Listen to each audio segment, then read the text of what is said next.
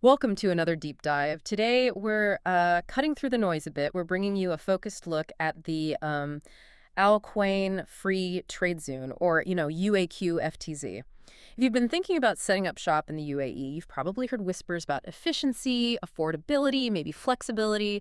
UAQ FTZ often pops up in those chats, but what does it really offer? What's the deal? Yeah, exactly. So our mission here really is to distill the key info from our sources, give you a fast track. We've basically put together a comprehensive guide, covers everything. Location, those surprising starting costs we hear about, license types, the big benefits, and maybe most importantly, what you really need to watch out for. Okay, let's unpack this then. First things first, location. Where exactly are we talking about? Right. So UAQ FTZ it's located in the Emirate of Al Quwain. That's one of the northern Emirates in the UAE. Northern Emirates. Okay, and proximity, like to Dubai. Yeah, that's the interesting part. It's remarkably close, actually, just about 45 minutes away from Dubai. 45 minutes, that's it. Okay. Yeah.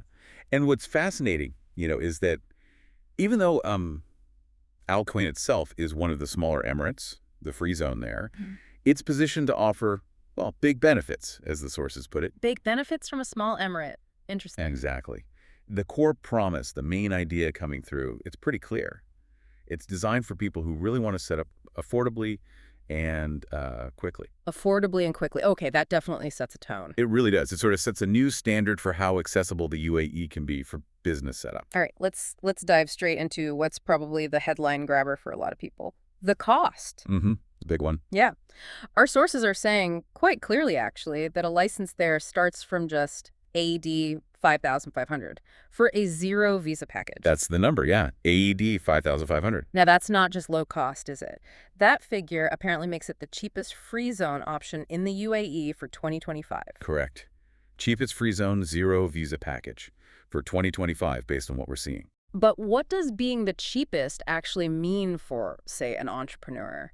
Is it just about saving cash, or is there something else going on, like a different approach? Well, it's definitely more than just the number itself. It feels like a deliberate strategy, right? This pricing isn't just budget friendly. It's almost like a direct challenge to that idea that setting up in the UAE has to be super expensive. Right, breaking down barriers. Exactly.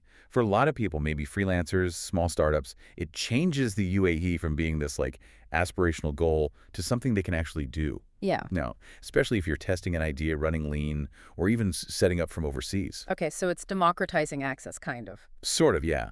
It really speaks to focusing on volume and accessibility, making the strategic hub open to more people. And crucially, that initial figure, that AED 5,500, it comes with quite a bit included. Ah, okay, so it's not just an empty number. Substantial inclusions, you said. Tell me more. What are people actually getting for that? That's surprisingly low price. Okay, so that basic package gets you your business license, obviously. But here's where it gets really interesting. You get flexibility with activities, either 3 different business activities or, get this, 10 activities, but they have to be within the same group. 10 activities within one group. That sounds like a lot. It is. It offers incredible value, doesn't it? Especially if you're, say, a service provider, a freelancer, or maybe an online business. It's like more activities for less. Yeah, definitely sounds like value. What else is in that starter kit? Right. So beyond the license and activities, you get your certificate of incorporation, standard stuff, but essential. You also get an IS lease agreement.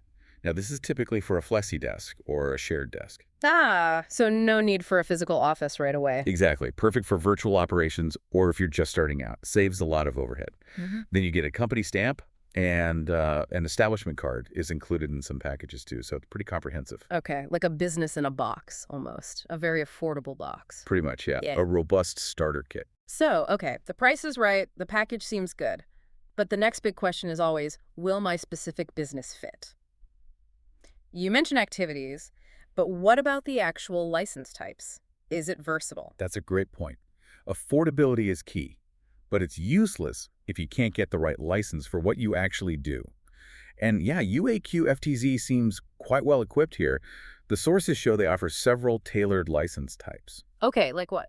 Well, you've got your standard commercial license. That's for, trading, e-commerce, that sort of thing. Then there's a service license. This is a big one. Perfect for consultants, IT folks, marketing agencies, similar professional services. Right, the knowledge economy stuff. Exactly. Then for individual solo operators, there's a specific freelance permit. If you're actually making things like manufacturing or production, there's an industrial license. And for businesses involved in lots of different trading activities, they offer a general trading license. So quite a range. Commercial, service, freelance, industrial, general trading. Covers a lot of ground. It really does. And another important point, companies can pick between visa packages and non-visa packages. Depends on if you need residency visas for yourself or employees. Got it. So there's flexibility there too. Okay, this is where, as you said, it gets really interesting. Beyond the cost, beyond the license types, what are the other big draws? What makes UAQ FTZ stand out? Because honestly, parts of this sound almost too good. Yeah, I know what you mean. But the research suggests the advantages kind of build on each other, creating this compelling picture. Mm-hmm. Obviously, low-cost setup is the foundation we've talked about, but it's paired with fast registration. How fast are you talking? Typically, just 3 to 5 working days to get registered, which is pretty quick in the grand scheme of things. 3 to 5 days. Okay, that's impressive. It is. And then there's a really significant one. No NOC required from a sponsor. Explain that. Why is no NOC such a big deal? Well, traditionally, in some setups in the UAE, you needed a no objection certificate from an existing sponsor, maybe your current employer, if you're switching jobs to start a business, or sometimes another company. It could be a real hurdle, time-consuming, sometimes awkward. Ah, okay. So removing that just streamlines everything. Massively. It removes a whole layer of complexity and potential delay. Huge benefit. Plus, you get the standard free zone benefits. 100% foreign ownership. You own your company outright. No need for a local partner. Nope. And full repatriation of profits. You make money, you can send it all back home, no restrictions. Standard, but always important to mention. Absolutely. Then there's the strategic location. We mentioned proximity to Dubai, but it also has good access to seaports, highways, logistically decent. They also apparently offer easy UAE bank account assistance, which can sometimes be tricky, so help is good. Bank accounts can definitely be a bottleneck sometimes. For sure. And finally, it's really pushed as a great option if you're looking to start from abroad. Apparently, a lot of the setup steps can be done remotely. Okay, so remote setup is possible too.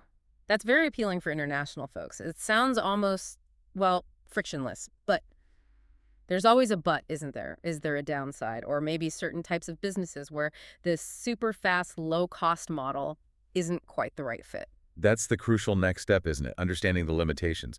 Because you're right, UAQ FTZ is clearly not a one-size-fits-all solution, and this naturally leads us to figuring out who actually benefits most from this specific setup. Right. So thinking about all those benefits, the cost, the speed, no NOC, the licenses, you listening might be asking, okay, is this actually right for me, for my business? Who is this really ideal for, based on the sources? Yeah, the material gives some pretty clear indicators of the target audience. It seems perfect for freelancers and consultants, people selling their expertise. Makes sense. Low overhead service license. Exactly. Also, e-commerce sellers. Yeah. The commercial license, proximity to logistics hubs, helps there. Digital marketers, too. Falls under that service category, often run lean. It's also highlighted as a strong choice for first-time founders. Less intimidating entry point, maybe? Lower barrier to entry financially and administratively. Yeah.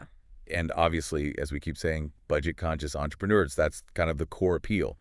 Finally, it's positioned as a great starting point for international investors who want a UAE presence without a massive initial commitment. So you can really see how those features we talked about, low cost, fast setup, flexible activities, directly map onto what these groups typically need. Precisely. It feels very much tailored for that agile, modern, often digital-first entrepreneur. Okay.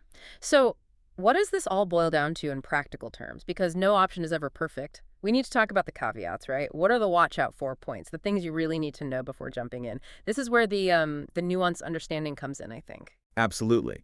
And this really raises that important question. How do you assess your specific needs against these limitations? Because there are definitely limitations. Okay, lay them on us. What did the research flag? Right. So first up, there can apparently be limited banking support for certain activities. Ah, the banking thing again. What does limited mean here? It seems to suggest that for businesses involved in maybe more complex international transactions, or perhaps perceived higher risk sectors, opening and operating a corporate bank account might not be as straightforward as with some other zones. So you might need extra help. Potentially, yes. Yeah. The sources hint that leveraging a local consultant's expertise might be more necessary here than you'd initially think, specifically for banking. Something to budget for, perhaps. Okay, banking challenges for some. What else? It's also stated quite clearly that UAQ FTZ is not suitable for certain regulated businesses. Like what kind of regulated businesses?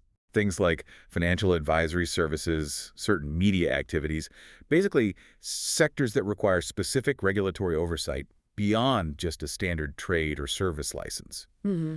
UAQ FTZ doesn't seem set up for that. Got it. So if you're in finance or media, probably look elsewhere. That seems to be the advice, yes. And then there's a practical point, maybe easily overlooked, the requirement to renew annually. Don't all licenses need annual renewal? Yes, but the key thing here is that UAQ FTZ apparently doesn't offer multi-year discount packages. Some other free zones might give you a discount if you pay for, say, 2 or 3 years up front. Oh, okay. So while the starting cost is low, you need to factor in that full annual renewal cost every single year. No long-term savings deals. Exactly. It impacts your long-term budgeting.